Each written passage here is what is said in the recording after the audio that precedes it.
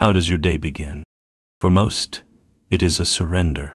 An alarm screams, a hand reflexively reaches for the glowing screen, and the war is lost before the first shot is even fired. The chaos of the world, its demands, its anxieties, its endless noise, floods your mind before your own feet have even touched the floor. You do not conquer the day. You are conquered, AGB. But the Stoics knew a secret.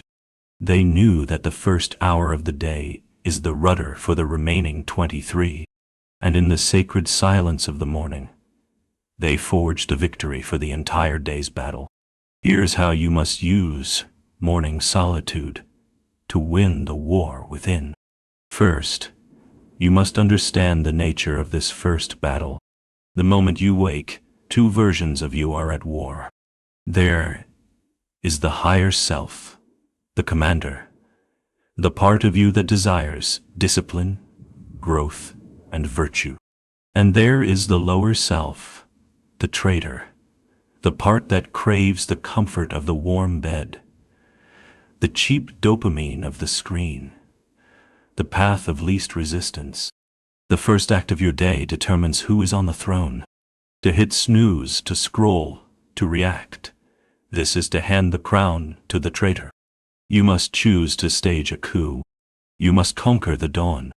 This is not about waking up. It is about why rising up ea.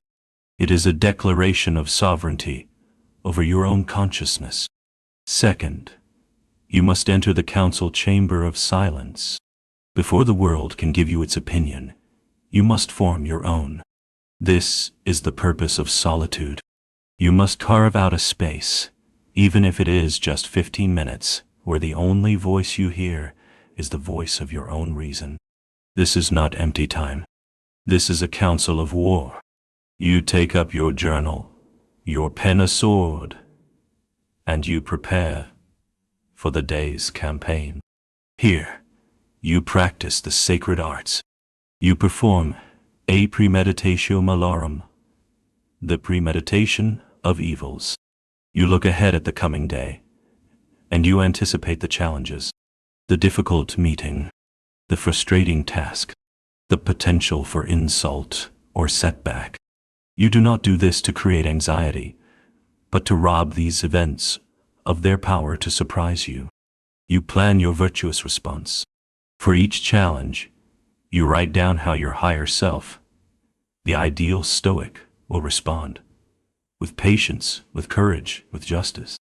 You are setting your intentions, arming your mind with a plan of engagement. Third, you must forge your will upon the anvil of the body. The mind and body are not separate kingdoms. They are one territory. To command the mind, you must first command the body. Your morning solitude must include an act of voluntary, disciplined hardship. This is the cold shower that screams defiance at your love of comfort. It is the series of push-ups, or the short run that tells your laziness. It is not in command. This act is not primarily for physical health. It is a ritual of psychological dominance. You are proving to yourself, in the starkest physical terms, that when your will gives an order, your body obeys. This physical victory sends a powerful message to the rebellious factions of your mind. There is a new commander here. Fourth, you must sharpen the blade of your mind. Before you consume the junk food of the day's news and social media, you must feed your mind with the wisdom of the masters. Your morning solitude should end with the reading of a single paragraph, a single page, from the great Stoics, from Marcus Aurelius, Seneca, Epictetus. This is not idle reading. This is arming yourself. You are consulting with the greatest generals of the soul before you step onto the battlefield. Their wisdom becomes your armor. Their clarity becomes your sword. The person who stumbles out of bed and into the chaos of the world is a soldier sent into battle without a map, and without a weapon. The person who rises to conquer the solitude of the morning is a commander who has already surveyed the battlefield, drilled his troops, and planned his victory. The peace you seek at the end of the day is forged in the fire of this first, silent hour. Conquer the dawn, and you will conquer the day.